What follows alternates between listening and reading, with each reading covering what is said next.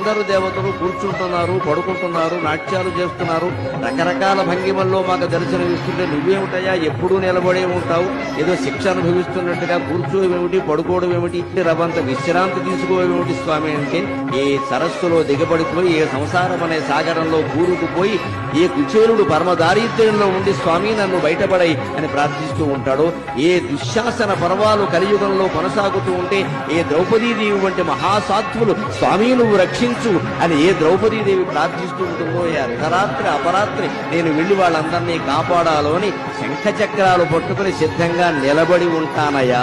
పడుకుంటే లేచి బయలుదేరడం కష్టం కదా, ఎవరికైనా దేవుడికైనా.